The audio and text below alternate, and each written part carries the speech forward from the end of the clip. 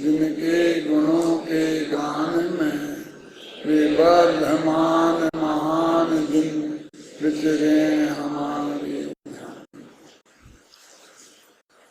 प्रवचन सार ज्ञान तत्व प्रज्ञापन सुपरिणामाधिकार 128 पृष्ठ अपने इस किताब में, शास्त्र में 128वां पृष्ठ।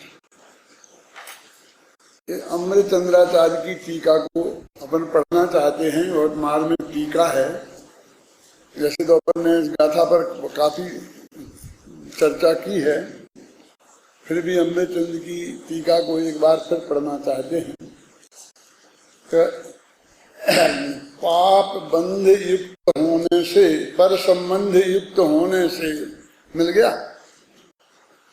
बाधा सहित होने से, विच्छिन्न होने से, बंध का कारण होने से और विषम होने से वह इंद्रिय सुख पुण्य जन्य होने पर भी दुख ही है।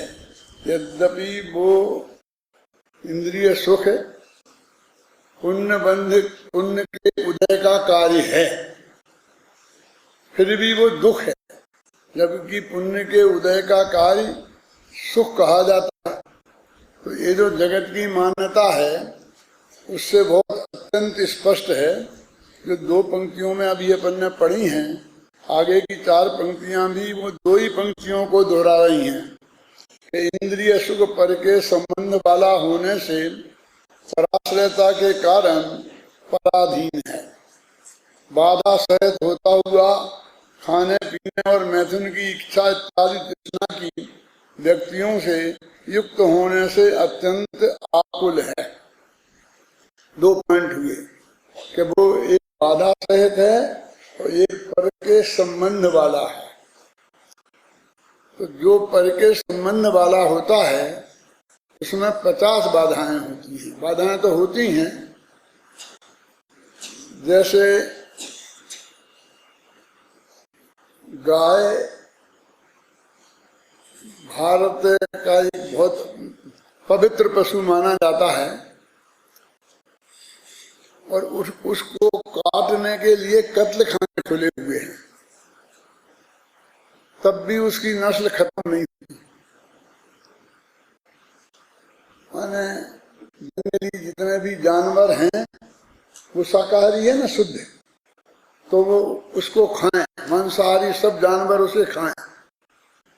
फिर ये आदमियों में जो जानवर, तो मैं नहीं कह सकता, जानवर शब्द का अर्थ बहुत अच्छा होता है, ज्ञान में श्रेष्ठ। जान माने जानने वाले, जान माने ज्ञान और बर माने श्रेष्ठ है। तो क्यों ये गवर्नमेंट ने शेर को सुरक्षा प्रदान की है। शेर मोर है, पशु है, पक्षियों के प्रतिनिधि माने जाते हैं, तो इनकी कोई हत्या करे तो उसे सजा होती है बहुत बड़ी, जबरदस्त। गाय को मार के खा जाओ तो कुछ नहीं। यदि ये कहो कि गाय को मार के नहीं खाना चाहिए तो आज तो वो भी अपराध हो गया है, क्योंकि आप उन लोगों का स्वतंत्रता का हनन कर रहे हैं जिन लोगों को अपना जो चाहे वो खाने का अधिकार है, और वो अधिकार उन्हें भारत में आजादी के पहले से ही प्राप्त है। क्या? और आप कह रहे होगे नहीं ये नहीं, ठीक नहीं है, आप रोकते हो उन्हें। तो जैसे आपसे रोटी खाना रोके कोई शुद्ध सात्विक, तो जैसे आपका नहीं मानेंगे तो भी नहीं मानेंगे। तो मैं ये कह रहा हूं कि गाय के इतने खाने वाले मौजूद हैं और शेर को जंगल का राजा सबको खाए और शेर को कोई नहीं खाए। शेर का मांस किसी को खाते देखा है आज तक आपने? यदि वो खाने की कोशिश करेगा तो उसे मिलेगा। जो सबको खाए वो असुरक्षित है, उसे गवर्नमेंट को सुरक्षा देनी पड़ रही है, उसकी नस्ल खत्म हो रही है। यदि गवर्नमेंट इतनी सुरक्षा नहीं दे तो वो कहती है कुछ दिनों में दुनिया से शेर ही उठ जाएंगे। अगर विश्व की गवर्नमेंट दे रही है इस सुरक्षा, यदि शेरों को देखने के लिए चिड़ियाघर में अपने बच्चों को दिखाना है, जैसा एक जानवर था ना वो खत्म हो गया, कौन सा, डायनासोर, ऐसे ही कभी शेर हो जाएगा जो सिर्फ फोटो में दिखाया जाएगा। इसलिए गवर्नमेंट ने उसे सुरक्षा प्रदान की है। और गाय को, गाय तो अपने आप ही सुरक्षित है, कोई कितना ही कह रहे वो खत्म नहीं होगी। तो ऐसा क्यों है, इसके लिए बात कर रहा हूं।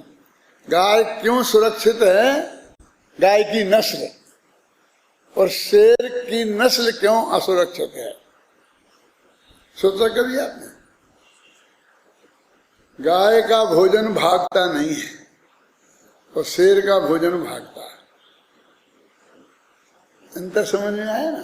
क्या गाय की घास सामने पड़ी है तो शांति से खाए, वो गाय भग जाएगी दौड़ के कहीं, ये उसे चिंता करने की जरूरत नहीं है।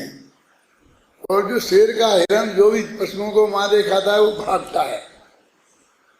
यदि शेर के पैर में एक कांटा लग जाए तो वो गया, शेर खत्म, बस खत्म। क्योंकि हाथ पैर ऐसे हैं नहीं जो कांटा निकाल ले, वो कांटा लग जाएगा, फिर वो चलना फिरना है सूज जाएगा, फिर इन्फेक्शन हो जाएगा, धूल मिट्टी लगेगी जंगल में, उससे वो बच नहीं सकता है, तो पक जाएगा। वो शिकार के पीछे नहीं दौड़ सकता। अब उसे भूखों मरने के अलावा उसे कोई रास्ता उसके पास नहीं है। आप समझ लो कि उसका कितना कठिन जीवन है। जैसे गाय के लिए घास है ना, तो गाय नहीं रख सके, लेकिन गाय का मालिक तो घर पर रख लेता है साल भर का सुरक्षित। और अपन मनुष्य तो अपना गेहूं 2-4 बोरी घर में रख ही लेते हैं ना, खाने पीने का इंतजाम कितने दिन का, अब वो तो रख नहीं सकता। जब भी उसे भूख लगेगी तब ही उसे तत्काल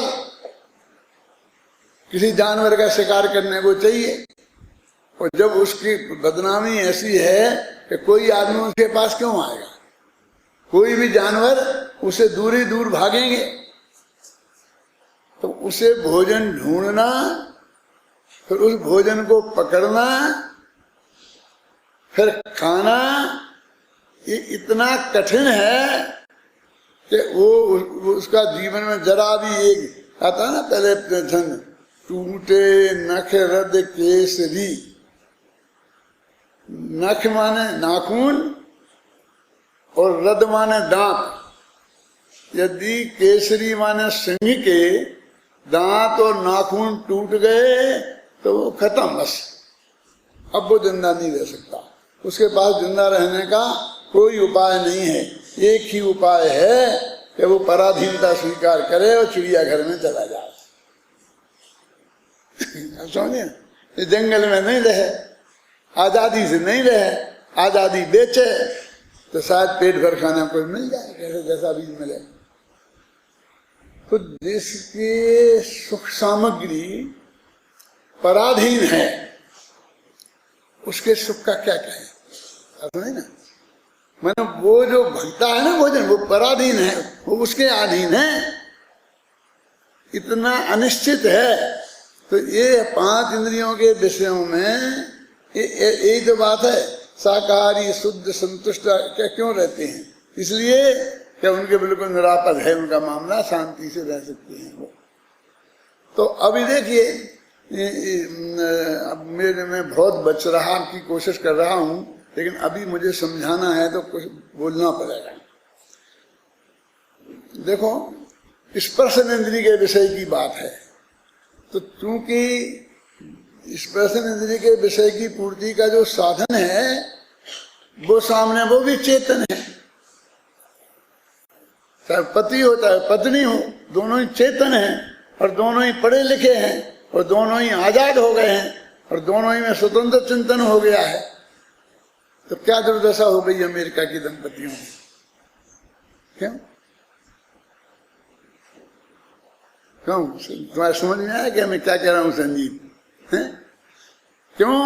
कि भाई 5 इंद्रियों के स्पर्श इंद्रिय के विषय के लिए दोनों के मन की अनुकूलता चाहिए ना, और वो होना इतनी आसान नहीं है। तो स्पर्श इंद्रिय का विषय भी उनके लिए कितना कठिन हो गया। फिर रसना इंद्रिय का लगाओ, ज्ञान इंद्रिय का लगाओ, तो 5 इंद्रियों के विषय इनमें एक कठिनाई है, पराधीनता वाली। पहला जो शब्द है ना कि वो पर से संयुक्त है, इसलिए वो दुख सुख हो करके भी दुख है। तो कितने दुख, कितने साथ में वो दुख लिए हुए हैं। यदि वो सुख उसे भोगना है तो उसके पीछे कितनी आफतें उसे भोगनी पड़ेंगी, ये उसकी कल्पना वो करके देखे। ये समझना है यदि आपको कि ये इंद्रिय सुख नहीं दुख है। अभी तक तुमको बोलना नहीं आ पा रहा, मैं क्या करूं? मुझे तो कोई दिक्कत नहीं होती। इंद्रिय सुख नहीं दुख है, विषम बाधा सहित है, कर्ण विषम। इसमें कोई अक्षर ज्यादा कम है? नहीं है। क्यों क्यों क्या गड़बड़ होती है? बस देखो, इंद्रिय सुख बोलो थोड़ा, और फिर बोलो दुख नहीं, सुख नहीं, बस हो गया काम। इंद्रिय सुख नहीं दुख है, विषम बाधा सहित है। अब वो लड़की जिनने आज बोला था, बोल के बताओ।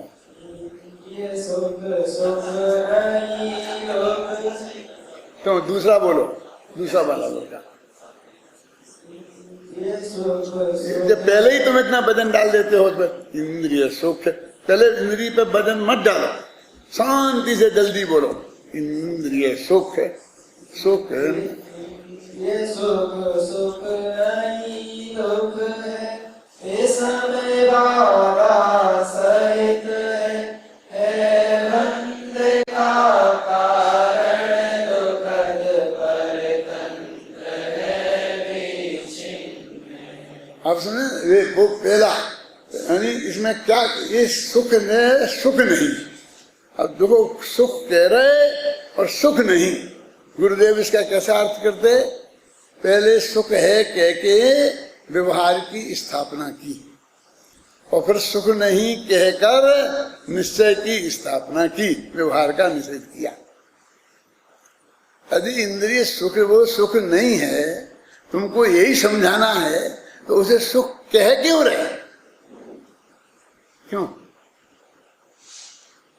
कि जिसे सारा जगत इंद्रिय सुख कहता है, वो वास्तव में सुख नहीं है, दुख है। तो उन्हें ये कहना, ये सारा जगत कहता है, वो ये बताना है ना, वो इसी में आ जाता है कि इंद्रिय सुख हमने कहा, इसमें ये आ गया कि सारी दुनिया जैसे इंद्रिय सुख कहती है, वो वास्तव में सुख नहीं दुख है। क्यों है? कि अब मैंने बोला ना, पांच इंद्रियों के जो विषय हैं, अब एक एक का हिसाब लगाओ कि पर से संबंध है। तो तेरा पहला बोल क्या है कि पर से संबंध से युक्त है। यही भाषा है ना, 2 दफे है।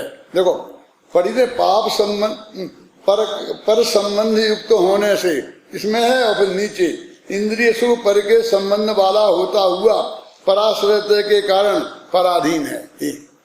अब इसका अर्थ कर रहा हूं मैं कि अब इसमें ये पराधीन लगा हुआ है। अब पराधीन को तो तुलसीदास जी भी कह रहे कि पराधीन सपनहु सुख नाही। ये क्या सिद्ध कर रहे हैं कि जिसको तुम इंद्रिय सुख मान बैठे हो, वो सुख नहीं दुख है। तो जो पराधीन है, और पराधीन में तो सपने में भी सुख नहीं होता है। ये जो हमारे इंद्रिय के भोग, नाराज मत हो जाना, अचेतन होते तो ज्यादा अच्छे थे ना, क्योंकि 2 इच्छाओं से उन्हें जूझना नहीं पड़ता। दो मनों के बीच में उन्हें जूझना नहीं पड़ता। समझ में आ रहा है क्या कह रहा हूं मैं? वो परस के संबंध से युक्त होना ये सबसे बड़ा दुख है हमारे लिए, वो कह रहे हैं। अब 1000 बाधाएं हैं, बाधा सहित है। देखो पहला लिखा परासहित है क्या पराधीन, अब बाधा सहित होता हुआ। अब वो व्याख्या करते हैं खाने पीने और मैथुन की इच्छा इत्यादि तृष्णा की व्यक्तियों माने प्रकट होना, व्यक्तियों से युक्त होने से अत्यंत आकुल है। ये आकुलता है जो अपन ने कल सिद्ध किया था ना कि जब तक वो विषय भोग अपन ने किया, मैंने खाना खाया समझ लो, तो तब तक भूख जम के लगे तो उसका मजा है, और जब तक भूख लगी तब वो आकुलतामय है। आकुलता तो दुख का लक्षण है, सुख का लक्षण नहीं है। अभी 5 इंद्रियों पे घटाना अपने मन में, स्पर्शन इंद्रिय पे घटाना, रसना इंद्रिय पे घटाना, ज्ञान इंद्रिय पे घटाना, चक्षु इंद्रिय पे घटाना, कर्ण इंद्रिय पे घटाना, मन पर घटाना, वो भी तो एक इंद्रिय ही है ना। विच्छिन्न होता हुआ, क्या विच्छिन्न क्या कि अभी हो गया, अब तो दो ही निपट गया, बाधा भी निपट गई और पर का दो समझो दोनों का विचार भी मिल गया, मन भी एक हो गया, बाधा भी कोई नहीं रही, अब तो कोई झंझट नहीं है। अभी फिर कोई पूर्वज आ गया, अपने पिताजी आ गए, दादाजी आ गए, गुरुजी आ गए, और कोई गए भैया फलाना है, बस फिर अब खाना खाने से उठे, क्या करें, घंटी बजाई, फोन बज गया तो खाना ही नहीं खाने देता। अब 5 इंद्रियों के विषय पे लगाओ, खाने पे उतना आपको ख्याल में नहीं आएगा। आप समझे ना कि बीच में कोई आपके पूज्य पुरुष आ जाएं कि जिनके सामने आपको वो विषय छोड़ना ही पड़े और वो तो वो विच्छिन्न का है, उसमें बाधा खड़ी हो जाती है, विच्छिन्न है, पर के संबंध से युक्त है, बाधा से सहित है, विच्छिन्न है, विषम है। और क्या है, एक बोल पढ़ता हूं देखो,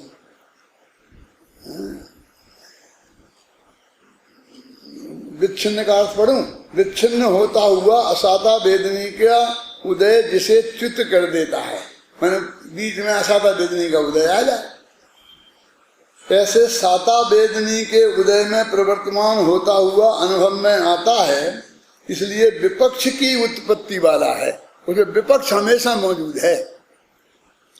और बंध का कारण होता हुआ विषय भोग के मार्ग में लगी हुई रागादि दोषों की सेना के अनुसार कर्म रज के घन पटल का संबंध होने से जिसके कारण परिणाम से दुस्सह है, और जिसका अंतिम परिणाम जो है वो बहुत अच्छा नहीं है।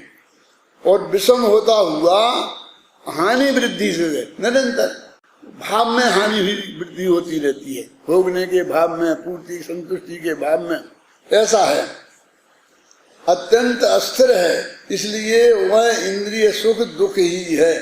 इस प्रकार यदि इंद्रिय सुख दुख ही है, अब देखो ये इतनी मेहनत कि इंद्रिय सुख दुख है, ये क्यों, काय के लिए की बना,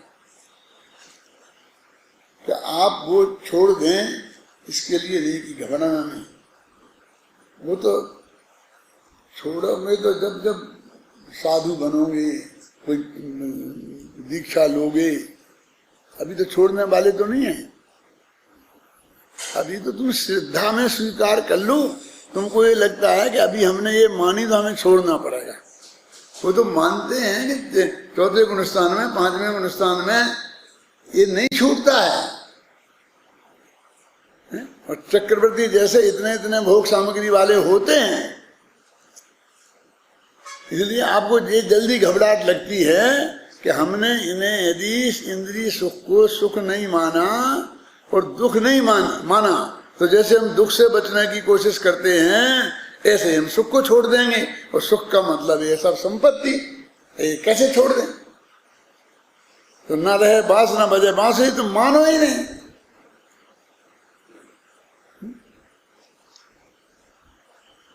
एक व्यक्ति आया, घर लेट हो गया, तो पत्नी ने पूछा क्यों आज लेट क्यों हो गए? मैं कितनी 1 घंटे से बैठी हूँ, थाली पे लगाए। मेरा नियम है कि मैं तुमसे पहले खाना नहीं खाती हूँ। अब मुझे तो सुबह से भूख लग रही, तुम तो नाश्ता कर गए थे, मैं तो किया ही नहीं था कुछ। अब तुम देर हो गई, क्या कहाँ थे? तो बोले अरे उससे झगड़ा हो गया।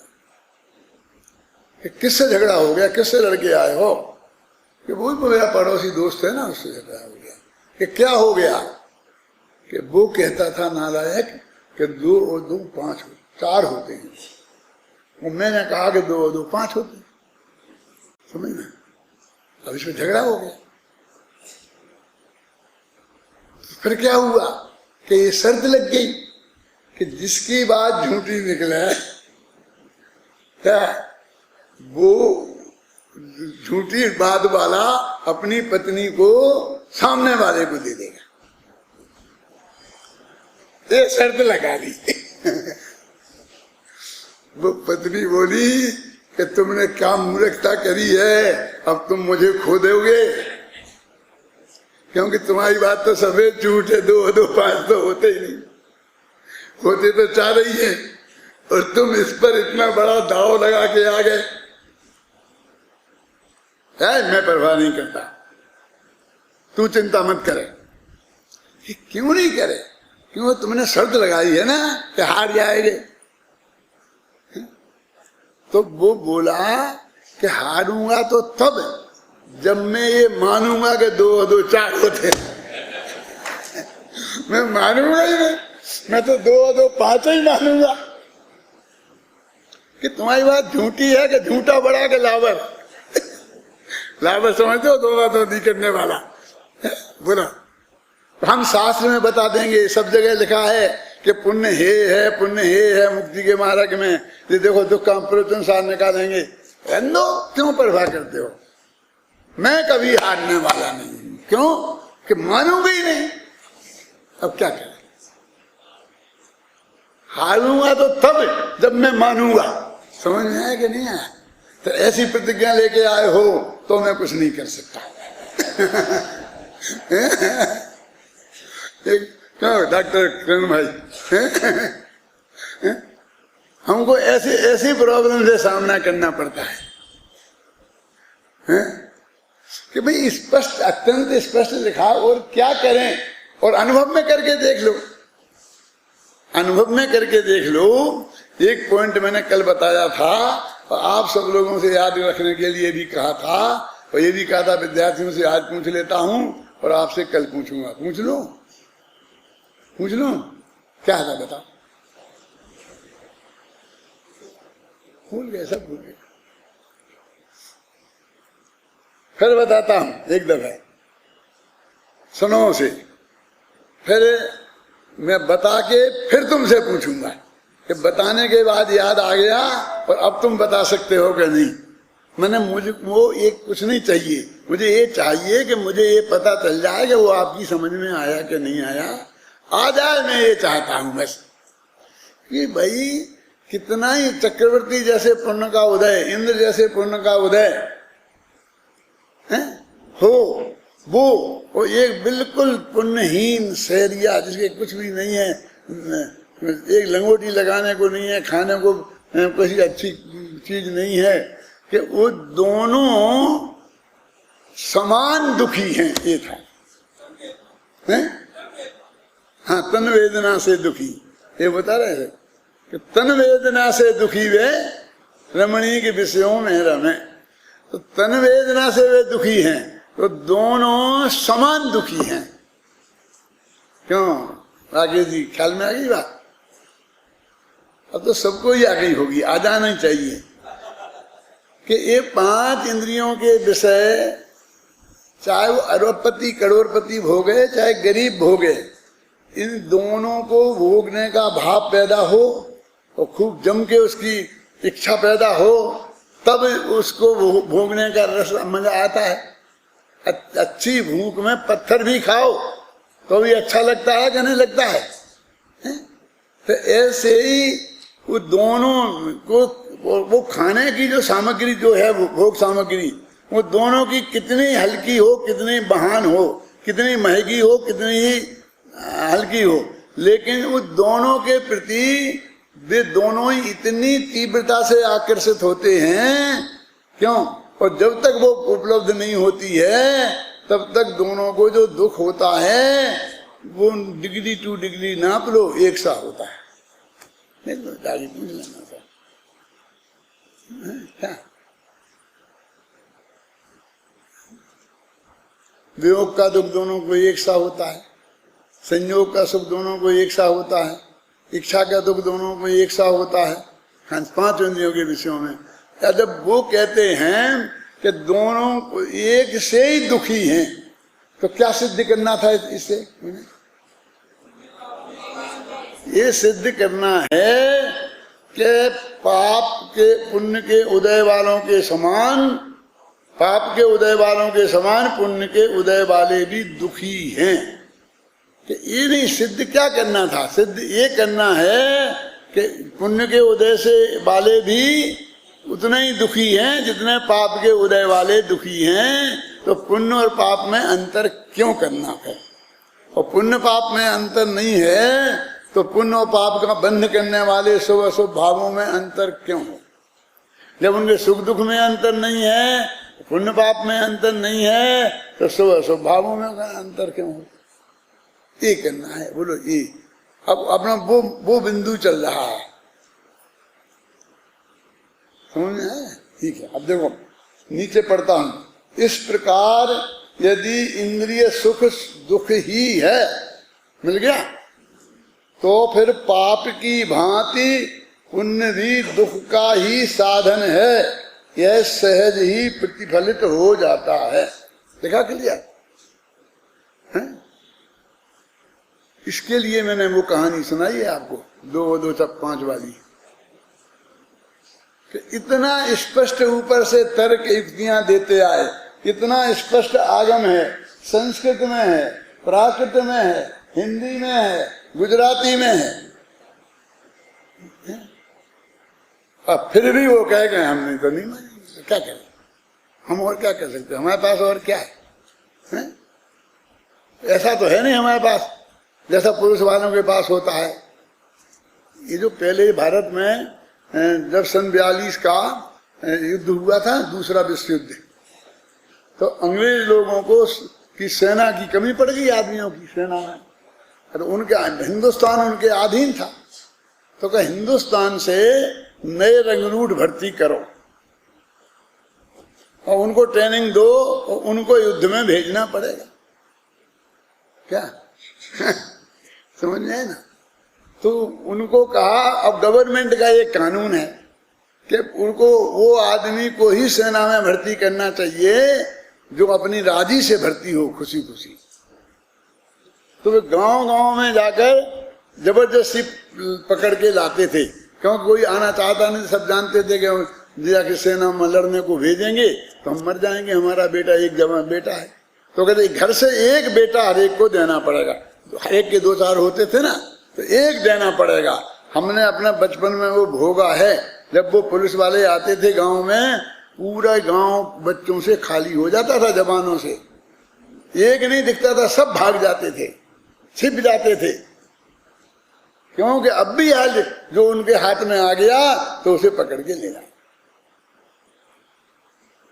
ये बिल्कुल हमने आंखों से देखा है, देखा नहीं, भोगा है। वहां ले जाते तो मजिस्ट्रेट के सामने उसे पेश करते हैं कि तुम एक कह दे कि वो पूछता मजिस्ट्रेट कि तुम सेना में जाना चाहते हो? कि हाँ साहब। अपनी राजी से जाना चाहते हो? कि हाँ साहब।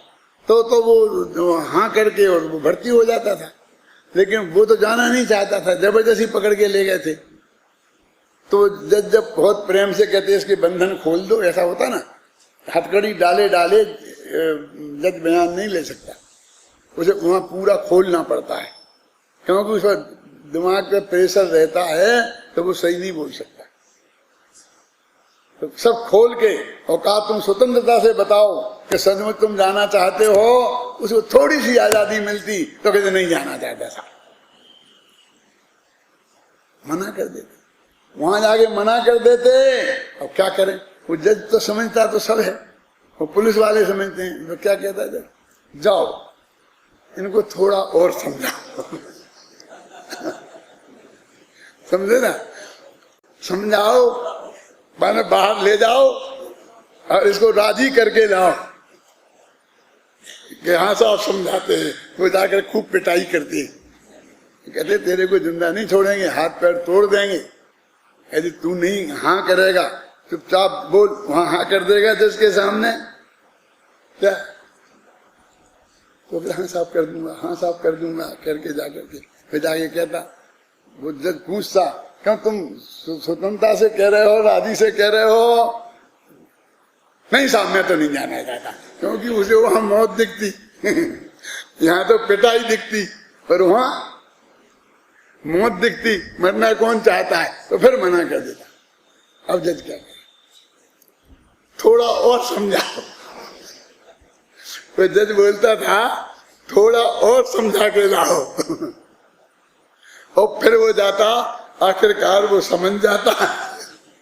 और ऐसी भर्ती होती थी, ये हमने देखी है। हमारे गांव के कई लड़के बेचारे ऐसे फंस गए और चले गए उसमें। हम तो बहुत छोटे छोटे थे, इसलिए हम तो कैसे जा सकते। तो ऐसा तो हमारे पास समझाने का कोई उपाय है नहीं। है? क्यों क्या हम कोई इस तरह से समझा सके? सामने वालों के पास ऐसा उपाय भी है। अबे कभी कभी प्रयोग भी करते हैं कि इनकी समझ में नहीं आया, जरा लाओ इधर पंडित जी को। क्या क्यों पंडित जी, समझ में आया कि नहीं आया? नहीं तो थोड़ा और समझवा है।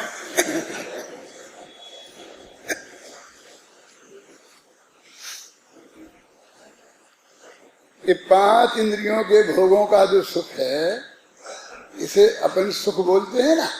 और जैसे मानते हैं पुण्य के उदय से ये मिलता है हमें, और उसके लिए हम इतना सारा प्रयत्न निरंतर करते हैं। जितना भी पुण्य भाव जो भी करते हैं उतना ही करते हैं। विद्वान भी प्रेरणा दे दे करके और फिर ऐसा समझाते हैं कि तुम ये करोगे तो उसको तुमको ये मिलेगा, ये मिलेगा, ये मिलेगा। अभी कभी कभी हमारे जो मिशन के विद्वान भी हैं और हमारे विद्यार्थियों के मुँह से भी मैं ऐसा सुनता लेता हूँ, मुझे बहुत पीड़ा होती है कि हमने ये सिखाया है, समझे ना, हमने ये सिखाया है, वस्तु का स्वरूप ये है, ये पुण्य का लोभ दे रहे हैं, क्या होगा? ये सही नहीं है बिल्कुल। कि नहीं ऐसे कोई पैसा आता ही नहीं आए। अरे नहीं आए तो नहीं आए, और आए तो आए। तुम्हारी संस्था कैसे चलेगी? अरे चलेगी तो चलेगी, नहीं चलेगी तो नहीं चलेगी। हमें संस्था चलानी काहे को है? हमें तो इसलिए तो चलानी है कि हमें ये सिखाना है। यदि इसके विरुद्ध ही बात हो गई तो हमको काहे को चलाना है? क्या करेंगे हम चला करके? जितना आएगा सहज से, जितने में शांति में रूखी सूखी खा के चलाएंगे, लेकिन हमको ऐसी प्रेरणा नहीं दिलाना है। क्या समझे? ऐसा नहीं समझवाना है हमको। तो ये समझवाना है कि वही में मालूम ये किन की बात कर रहे हैं, अभी निकाल के बताऊंगा। मैं 4 घंटा पढ़ता रहता हूं, तब आके तुम्हारे सामने आता हूं। अब यहाँ पे निकालने का भी मुझे समय नहीं मिलता है। क्या बोल रहे हैं मालूम? क्या लिखा है इसमें कि ये जो अंदर में पुण्य के उदय से ये चीज मिलेगी तो ऐसा होगा, ऐसा होगा। तो कि ये किन की बात है? क्या लिखा? किन की बात है? कि देवगति वाली कौन वेंतरों की? कि नहीं, इसमें लिखा अहिमेंद्रों की, इंद्रों की, जिनमें सम्यक दृष्टि पैदा होते हैं भाई जी, सर्वासिद्धि के देवों की, सौधर्म इंद्र की, उनकी बात है ये। चौथे काल के शुभ भाव वालों की ये बात है। 5वें की तो है ही। ऐसा नहीं कि ये 5वें वालों की बात होगी कि चौथे काल आएगा। ऐसा पढ़ना, तुम घर पे पढ़ने का काम कर लो तो मुझे निकाल के दिखाने की दिक्कत नहीं करनी पड़े। मैं तो खूब पढ़ के आता हूँ, सोच समझ के आता हूँ, जो मुझे बोलना है बताना है आपको। क्या कह रहे हैं कि ये चौथे काल में जो असली महान पुण्यशाली लोग हैं, आखिर उनको भी उस पुण्य के उदय में क्या मिलता है? भोग सामग्री, भोगने के लायक इंद्रियां, वो भी भोग सामग्री तो हो गई है? वो भी भोग सामग्री, बढ़िया माल मसाला खाने को मिले और पचाने लायक पेट मिले, दो ही भोग सामग्री हैं कि नहीं है? क्यों? तो उनका भी वो सुख वो दुख ही है, और वो भी उनको भी इसी प्रक्रिया से गुजरना पड़ता है। कौन सी प्रक्रिया? जो अभी मैंने आपको बताई, ज्यादा मैं बोल नहीं सकता उस मामले में, ख्याल में आई ना? 5 इंद्रिय के भोगों की तरफ इतनी पीड़ा होती है उनको, जब तक वे भोग उपलब्ध नहीं होते हैं तब तक, तो वो पीड़ा दोनों को एक सी होती है। अब वो भोग मिल भी जाएं तब भी कोई फिर उसका वर्णन करें तो फिर और अलग बात है कि वो भी दुखई रूप होती है। अब पहराने के जमाने में तो मैं खुद ही करता था ये वर्णन, वो उसी हिसाब से कर देता हूँ 2 मिनट। अब आजकल वो खत्म हो गया मेरा मामला। क्यों? कि जब खाना खाने बैठते थे गर्मियों के दिनों में, तो जब पंखा मंखा भी नहीं थे, ये भी नहीं थे, ये नहीं थे, तो खाने बैठते थे तो पसीना आता जाता था, गिरता था, हैं? क्यों? आपको है कुछ अंदाजा? थोड़ा नहीं होगा, जो मेरी उम्र के होंगे उन्हें थोड़ा अंदाजा होगा कैसे खाना खाते वक्त भी क्या दुर्दशा होती थी, उसका मुझे बहुत पता है अच्छी तरीके से। तो मैं कहता था कि खाते वक्त भी कितना तुम्हें दुख नहीं हो रहा तो पसीना क्यों आ रहा? तो आंख में से आंसू टपक रहे कि मिर्ची खाई थी साहब। तो मिर्ची काहे के लिए खाई थी? कि उसके बिना भोजन स्वादिष्ट नहीं लगता है, तो आंख में से रोते जा रहे, पसीना से लथपथ हो रहे, तो ये भोग का सुख है। 5 इंद्रियों पे घटित करना, सब काम मेरे से मत कराओ। इतनी गर्मी, इतनी सर्दी, ये सब मालूम उन्हें क्या कुछ नहीं था, समझ लो आप ये था। अब आज वो उदाहरण बेकार हो गए कि सब एयर कंडीशन कमरों में खाना खाने को बैठे। अब हमको खाने के लिए भी चाहिए ना, तो अकेला माल मसाला ही नहीं चाहिए, वो डाइनिंग टेबल चाहिए, बढ़िया कुर्सी चाहिए, और फिर उस वक्त वो एयर कंडीशन कमरा चाहिए, जब हम बैठ के शांति से 1 कप चाय पी पाएंगे। तो चाय कैसी पियेंगे? ना दूध नहीं, कुछ नहीं, बिल्कुल कड़वी। या कोई आदमी, जो गरीब आदमी तो पिए ही नहीं पाएगी चाय। 1 करोड़पतियों की चाय ऐसी होती है। तो 5 स्टार होटलों में जाते हैं ना, वो एक वहां जाके बैठ के एक चाय के 25-25 रुपया देते हैं, और बिल्कुल हैं मतलब जैसे सुना करके कभी सुनी होगी, और फिर उसमें वो लेकिन बस एयर कंडीशन में बैठ करके परेशानी है। अब ये शादी विवाह में ऐसा होने लग गया, पागलपन। शादी विवाह में ऐसे ही पागलपन हो गया। मेरी इज्जत है, क्या जाए, इसका नाम इज्जत है? काय की इज्जत है तेरी? कैसी इज्जत है? कि तुमने खूब पैसा कमाया है 2 नंबर का, महापापी है। ये परिग्रह वाले को पापी नहीं कहते, महापाप है कि नहीं है मुझे बताओ? परिग्रह महापाप है कि नहीं? बोलो। मिथ्यात्व तो परिग्रह है कि नहीं है? मिथ्यात्व तो महापाप है कि नहीं है? काय की इज्जत? 800 रुपए की थाली, उसमें 8 रुपए का माल नहीं है, हैं? मुझे तो पागलपन दिखता। दादा अपनी भी कोई इज्जत है। मैंने कहा मेरी नहीं है इज्जत, तुम्हारी हो, तुम संभालो, जाओ, मेरी कोई इज्जत नहीं है। सचमुच बोलता हूँ, तुमको इसका अंदाजा नहीं है। एक तब मेरा ऐसा हुआ था, जब मैं बहुत, मुझे ऐसा नहीं था, बहुत स्थिति थी, कुछ पैसा वैसा किसी का देना था, तो बोला पंडित जी तुम्हारी बहुत इज्जत है, मैं आकर के 1 दिन में तुम्हारी इज्जत मिट्टी में मिला दूंगा। धमकी दी उसने। तो 400 रुपया देने होंगे तो नहीं दे पाए होंगे। बाबा जी सच्ची बात बता रहा हूं मैं, कि तुम्हारी इज्जत मिट्टी में मिला दूंगा। मैंने कहा तू क्या मिलाएगा? क्या करेगा? अरे पैसे से हमारी इज्जत है ही नहीं, हम तो वैसे ही सब हैं, हमको सब जानते हैं। मालूम हम किनकी संतान हैं बताएं तुम्हें?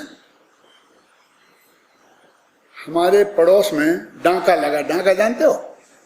वो डाकू आते हैं रात में और मार मार के घर से तिजोरी खुलवा करके माल ले जाते हैं।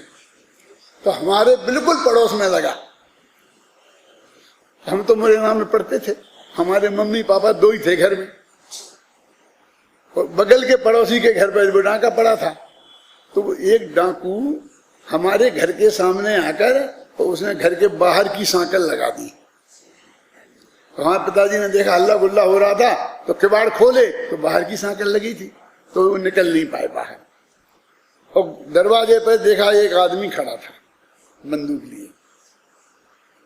अब ये घबराए कि क्या करें क्या करें। तो घर में दूसरा कोई दरवाजा नहीं था, खिड़की नहीं थी कि जो भाग जाए। तो ये घर के ऊपर चढ़कर, जैसे होता है खपरेल वाले होते मकान, उस पर ऊपर चढ़कर हमारी माँ को ऐसा उठा के पिताजी ने ऊपर चढ़ाया और खुद चढ़कर और उसको भाग के पड़ोसी के घर में भाग रहे थे, चढ़ रहे थे। वो देख रहे थे डाकू, तो वो आपस में कह रहे थे ये काहे को भाग इनके पास क्या है, ये मुफ्त में भाग रहे। इनकी साकत तो इसलिए लगाई है कि जब बाहर निकले आए तो हमको दो चार चांटा मार के इन्हें बैठाना पड़ेगा कि चुप रहो, डिस्टरबेंस होगा, इसलिए तो इनकी साकत लगाई बाहर से। ये काय को आ रहे हैं? मैं कहा हमारी तो इतनी इज्जत है, डाकुओं में भी इतनी इज्जत है हमारी। तो हमारी क्या इज्जत खराब करेगा कि इनके पास पैसा नहीं है, क्या क्या करेगा? हमारा नहीं दिया, लोग पूछेंगे क्या है पंडित जी क्या हुआ? कहाँ साहब नहीं है, नहीं दे पाए, दे होंगे दे देंगे। क्यों? वो समझता था कि हमारी इज्जत चली जाएगी। हमने कहा हमारी कोई इज्जत नहीं, हमारी इज्जत हमारे ज्ञान से है। जिस दिन हमारा प्रवचन बिगड़ जाएगा उस दिन हमारी इज्जत जाएगी। जिस दिन हमारे कैरेक्टर में दाग लग जाएगा उस दिन हमारी इज्जत जाएगी। जिस दिन हम किसी का एक नया पैसा अवैध तरीके से लेंगे उस दिन हमारी इज्जत जाएगी। हमारी इज्जत हमारे कैरेक्टर से है, हमारे ज्ञान से है। हमारी इज्जत इस परिग्रह से, हमारी इज्जत, हमें ऐसी इज्जत नहीं चाहिए। ये वस्तु का स्वरूप है। जिसको तुमने इज्जत में इज्जत बना रखी वकील साहब, कोई दम नहीं है तुम्हारी इस इज्जत फिज्जत में। कैसा बहुत पैसा हो गया है, वो कोई बात नहीं है। किसी को नहीं देना है तो लड़की को दे दो, वो करोड़पति बन जाएगी। ये पागलपन में खर्च करने की क्या जरूरत है?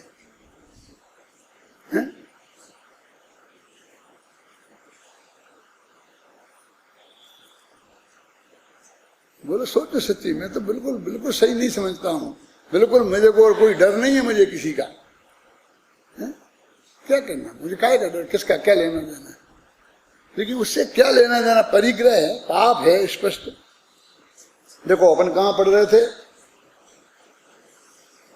उक्त गाथा का भाव स्पष्ट करते हुए आचार्य जयसेन तात्पर्य वृत्ति में इंद्रिय सुख का स्वरूप आचार्य अमृतचंद्र के समान ही स्पष्ट करते हैं, किंतु साथ में इंद्रिय सुख के प्रतिपक्षी अतीन्द्रिय सुख का स्वरूप भी समझाते हैं। ये अमृतचंद्राचार्य की बात थी। जयसेनाचार्य ने क्या किया, इंद्रिय सुख का स्वरूप बताया तो साथ में फिर वो अतीन्द्रिय सुख भी बताया कि अपने सम्य दृष्टियों को वो अतीन्द्रिय सुख भी होता है ना। फिर अपनी अपनी भूमिका के अनुसार यूं चिंत जिनमें थिर रही जिन्हें अकथ जो आनंद लहो सो इंद्र और नरेंद्र व अहिमेंद्र की नहीं कहो। और यहाँ तो सर्वज्ञ की बात चल रही। तो जिन सर्वज्ञों के जो वो अतीन्द्रिय आनंद होता है तो उसका भी स्वरूप उनने बताया है। इतना फर्क डाला है। इनने तो अकेले इंद्रिय सुख की क्या दशा है, ये सब एक से ही हैं, इसलिए उसका पुण्य पाप में कोई अंतर नहीं है। इनको समझाना तो सिर्फ इतनी बात है कि काय को समझाना ये बात। इसलिए कि तुम जैसे पुण्य के पीछे पागल हो रहे हो ना, ये पागलपन थोड़ा कम हो जाए। तुम पागलपन कह रहे हो, हम क्या करें? शास्त्र में लिखा है मिथ्यात्व को पागलपन, लिखा नहीं लिखा? बोलो। मिथ्यात्व के उदय से जिसमें हमारी इसमें उपादेय बुद्धि है, इसके लिए हम इतना महत्वपूर्ण मनुष्य भव इस तरह से बर्बाद कर रहे हैं इनके लिए। और इन्हें लोक की दृष्टि से जिन्हें सुख कहते हैं, वो लौकिक सुख में तो वो हमें वो भी तो नहीं मिला।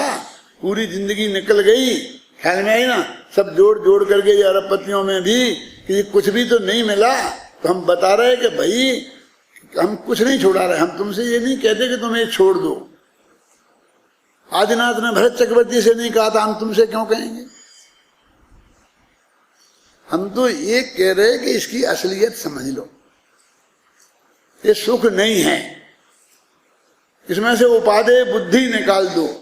श्रद्धा के लेवल पर, सम्मा दर्शन के लेवल पर तो अकेली श्रद्धा सुधरती है, और उसमें के उनके बराबरी पे जो चारित्र होता है वो बहुत मर्यादित है, कि जिसमें आपको कोई बाधा खड़ी नहीं होगी। आप अनुवृत्त लोगे तो आपको मर्यादा में लेना पड़ेगा, यदि अनुवृत्त नहीं लिए तो चक्रवर्ती हो जाओ। क्या है कहा शास्त्र में? कहाँ रोक है? बोलिए। होते ना सहायक सम्मादृष्टि चक्रवर्ती होते हैं कि नहीं होते हैं? बोलो।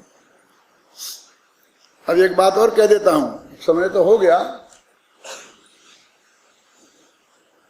एक ऐसा आ जाता पूजा में, भये जो अष्टम वर्ष कुमार धरे अणुवृत्त महासुखकार, कि जब पारसनाथ भगवान 8 वर्ष की उम्र के हुए तो उन्हें अणुवृत्त धारण कर लिया। कुछ दम नहीं है, घबराना नहीं। तीर्थंकर चक्रवर्ती जो ऐसे महापुरुष होते हैं वे अणुवृत्त नहीं लेते हैं। शास्त्र की बात ये है, ले सकते नहीं हैं। बताओ क्यों नहीं ले सकते हैं? भरत चक्रवर्ती अणुवृत्त लेता, कैसे लेता बताओ? परिग्रह का परिमाण करना पड़ता ना उसे, तो परिग्रह परिमाण में कितनी पत्नियां रखता और कितनी छोड़ता? 96,000 थी। क्यों? अपन को अणुवृत्त लेना हो तो अपन को कितनी पत्नियां छोड़नी पड़ेंगी? बोलो बताओ। इतने पंडित कैसे पंडित? भाई एक पत्नी जो हमारी विवाहता है वो तो हम रख ही सकते हैं, और बाकी छोड़ना है और दूसरी है ही नहीं, तो हमें तो बिल्कुल नहीं छोड़ना है। अब वो चक्रवर्ती के 96,000 है, वो कितनी रखे? कभी जितनी है उतनी रख लो, बाकी छोड़ दो। वो कह मैं 96,000 पत्नियां रखी, अब मैं नई शादी नहीं करूंगा, लोग हंसेंगे ना। तो कितने 48,000 छोड़ दें? सिलेक्शन कैसे होगा, किनको छोड़ें किनको रखें? चेतन परिग्रह में ऐसा नहीं होता। चेतन परिग्रह में या तो पूरी छोड़ो या पूरी रखो, समझ गए ना? ऐसा ऐसा ऐसा नहीं इतनी रखी तो वो अणुवृत्त ले ही नहीं सकता। और इतने भी उग्र पुरुषार्थी होते हैं कि अणुवृत्त तो किस्तों का काम है। तो गरीब आदमी होता है, पैसा नहीं है, अब इनकम है, उसके आधार पर किस्तें बांध देते हैं कि ऐसे ऐसे छोड़ दो। तो ये तो किस्तों में गरीब लोग चुकाते हैं। वो तो इतने सामर्थ्य भाग्य धनी होते हैं कि भरत चक्रवर्ती के मन में आ गई तो 1 सेकंड में सब छोड़ दिया और अंदर में चले गए और केवल ज्ञान पा लिया। वो काय को अणुवृत्त लेंगे? अणुवृत्त तो प्रैक्टिस का नाम है। शिक्षावट में बोलते हैं, आप तो मुनि धर्म की शिक्षा लेते हैं, प्रैक्टिस करते हैं। वो प्रैक्टिस करने की जरूरत नहीं पड़ती उन्हें। मालूम, युद्ध में लड़ रहे थे और लड़ते लड़ते हाथी पे बैठे बैठे वैराग्य हो गया तो उतर के जाके दीक्षा ली। एक दिन प्रैक्टिस नहीं करी थी, कोई से ट्रेनिंग नहीं ली थी। क्यों? कोई दीक्षा देने वाला नहीं मिला तो भगवान की मूर्ति के सामने दीक्षा ली, अंतर्मूर्त में केवल ज्ञान पै के मुख चले गए। अब उनसे कहें बे कहें किस्तों में ले लो, किस्तों में ले लो। आप हमारे फलानी मशीन, कपड़ा धोने की मशीन किस्तों में ले लो, सेठ जी किस्तों में ले लो।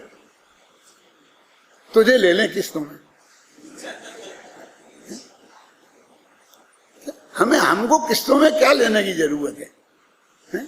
ये हमारे ये पीयूष बोलता है ये बोलता है साहब 5 वर्ष में अपन किस्तों में ले लेंगे। किससे? जो किस्तों में दे उससे हमें लेना ही नहीं है। क्यों? बेचारा गरीब होगा तो इकट्ठी नहीं चुका सकता है, तब तो किस्तों में देगा। अरे जिसके पास हो उससे लो ना, काय की किस्त? बोलो, किस्तों का प्रस्ताव रखे तो वो रखे, हम काय को किस्तों का प्रस्ताव रखें? हम ये कहते ही नहीं है कि साहब मेरे पास इकट्ठा देने को नहीं है, तो जितना है उतना ही दो, बाकी तब जब दे देना। कि साहब तो किस्तों में लिख लें, हम नहीं प्रेरित करेंगे। तो चक्रवर्ती को दीक्षा दें और तुम कहे अभी ये व्रत ले ले, ये व्रत ले ले, ये व्रत ले ले। क्यों? ना हम अणुव्रत ले सकते हैं, ना हम महाव्रत ले सकते हैं, ना हम मिथ्यात्व छोड़ सकते हैं, और थोड़ा व्रत ले लियो, ये बस मैं ये नहीं खाऊंगा, ये नहीं खाऊंगा। इनमें क्या दम है इन व्रतों में? ये तो महिलाओं के काम है, घबराना नहीं। हजारों व्रत, ये व्रत। अरे व्रत तो हमारे 2 ही होते हैं बस, अणुव्रत और महाव्रत, और कोई व्रत नहीं। 2 कसाय का अभाव करो, अणुवृत्ति हो जाओगे। बुद्धिपूर्वक ले लेना, कोई दिक्कत नहीं है। मैं बहुत गहराई से अध्ययन करता हूँ, सोचता हूँ, समझता हूँ, और फिर बोलता हूँ, और अपने जीवन के लिए, तुम्हारे लिए कुछ नहीं करता। अब मैं 80 वर्ष की उम्र में तुम्हारे लिए क्यों करूं कुछ? अब मैं अपने लिए जो कुछ करता हूं वो माल तुम्हें चाहिए हो तो ले लो, परोसूंगा अंत तक, हैं? बिल्कुल नहीं चाहिए। बहुत से मुझे लोग बोलिए साहब आप रिटायर्ड कब हो रहे? सच्ची बोलता हूँ, ऐसे भी लोग हैं बहुत लोग, आप रिटायरमेंट कब होगे, रिटायर कब होगे? मैंने कहा कैसे रिटायर करना है तुझे? जिससे तुम लोग रिटायर्ड होते हो उसमें से तो मैं 30 वर्ष की उम्र में हो चुका, समझे ना? कि मुझे नहीं पढ़ाना कालिदास, तुलसीदास, सूरदास, अब तो मैं अमृतचंद्र पढ़ाऊंगा। अब तुम अमृतचंद्र से रिटायर करना चाहते हो मेरे को? आप समझ नहीं ना? अरे जिस काम के लिए रिटायर हुआ जाता है वो तो मैं 30 वर्ष की उम्र में हो चुका, समझ गया? अब ये तो मैं अंतिम समय तक नहीं होऊंगा। देखो ऐसा होने वाला नहीं है, फिर भी मैं कहता हूं मैं मुनि दीक्षा ले लूं तो फिर तो होगे। अरे फिर भी नहीं होऊंगा, क्योंकि मुनिराज नहीं दे सकते उपदेश, नहीं देते हैं उपदेश। कौन मुनिराज रिटायर्ड हो गया उपदेश देने से? कौन कुंद हो गए थे? कौन हो गया था? जो मुनिराजों को भी जिससे रिटायर्ड होने की जरूरत नहीं है, शांति जी, दिलीप भाई, उससे तुम मुझे रिटायर करना चाहते हो? ऐसा मैं कोई रिटायर होने वाला नहीं हूं। मैं जब तक मेरा दम रहेगा मैं ये तत्व ज्ञान समझाऊंगा और समझाऊंगा।